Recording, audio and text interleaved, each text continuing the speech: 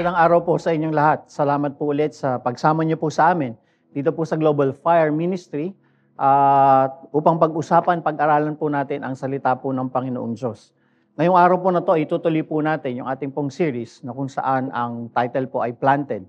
Planted, we must grow deeper and live stronger. Last week, pinag-usapan ho natin na tayo po ay dapat nag-uugat sa ating pong pananampalataya sa Diyos.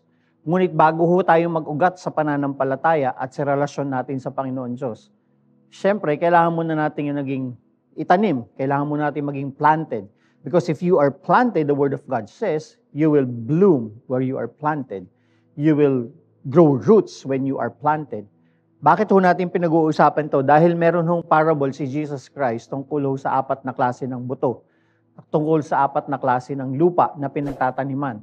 At sa pag-aaral po natin, makikita ho natin dito na meron ho mga binhi, meron ho mga buto na hindi nag-uugat simply because they are not planted.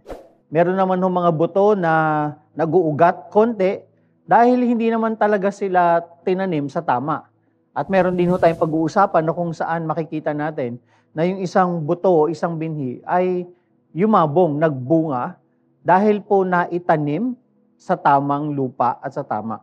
Pag-uusapan ho natin ngayon kung ano ho ba yung matututunan natin at binigay ho ni Jesus Christ na example patungkol ho sa isang farmer na kung saan naghahasik ho ng seeds. Ano yung pwede nating matutunan? Tanong ko ho muna sa inyo, no? Kapag ho ba sinabi natin ang isang bagay o isang tao ay nagtatanim o tinaniman, ano yung unang-unang pumapasok sa isip natin? Kapag ho sinabi ho na merong isang farmer na nagtanim, ano ho ba yung mga bagay na pumapasok sa isipan po natin? Kapag sinabi ho nating farmers, meron hong mga classifications sa pagtatanim. Kung kayo po ay nasa Pilipinas at nasa bandang mga probinsya at ang trabaho po natin ay pagsasaka o pagtatanim, correct me if I'm wrong, pero pag sinabi ho natin pagtatanim, meron ho yung iba't ibang klase. Meron ho mga halaman na tinatanim na isa lang yung buto, meron hong tinatanim na isang grupo sila, meron din naman hong tinatanim na hinahagis lang at kusang tumutubo. Ang sinasabi ho ni Jesus dito sa Matthew chapter 13 is isang parable o isang kwento, isang patalinhaga na kung saan hinalintulad po ni Jesus yung pananampalataya natin. Yung pananampalataya daw po natin ay para siyang isang buto na kailangang itanim at kailangang mag-ugat at kailangang magbunga. At hindi daw ho magbubunga ang ating pananampalataya kung hindi ho tayo nakatanim ng maayos. Mga tanong ho na kailangan nating sagutin patungkol ho sa ating pananampalataya ay kamusta ho yung ating puso pagdating ho sa pananampalataya sa Panginoon Diyos. If we are planted and if we are rooted, we will see that the Word of God will flourish and that the Word of God will become fruitful in our lives. But more often than not, we are looking for fruits. More often than not, we are looking for roots ng ating po mga buhay. But we have to go back to the first question. Are you being planted? Yung bang salita ng Panginoon Diyos ay naitanim ng tama sa ating mga puso? Bago ho tayo makakita ng ugat, bago ho tayo makakita ng bunga, tanungin ho muna natin ang ating sarili kung naitanim ba ng tama ang salita po ng Diyos. So join us.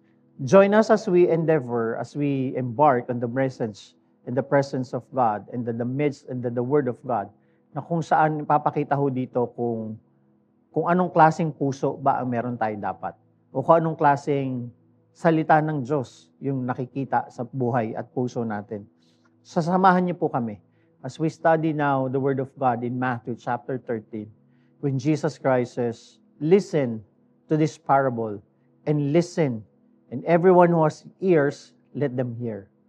So I'm inviting all of you to please listen, not just to me, but listen to the Word of God and listen to Christ in your hearts. Sasamahan niyo po kami sa pag-aaral po nito. Samahan niyo po kami, hindi lang po ngayon, kundi sa mga susunod pa, dito po sa Global Fire Ministry. Ako po si Pastor BJ Lopez, City of God Christian Ministry here in Toronto, Canada. Ngunit if you're in the Philippines, meron din po tayong mga simbahan sa City of God, dyan po sa Davao, at marami pa pong iba dyan po sa bandang Mindanao at sa Luzon. So samahan niyo po kami. Again, we would like to invite all of you to please join us as we unpack the beauty of the Word of God. Thank you so much for joining us. This is Pastor BJ Lopez of Global Fire Ministry and City of God Christian Ministry, Canada. God bless all of you.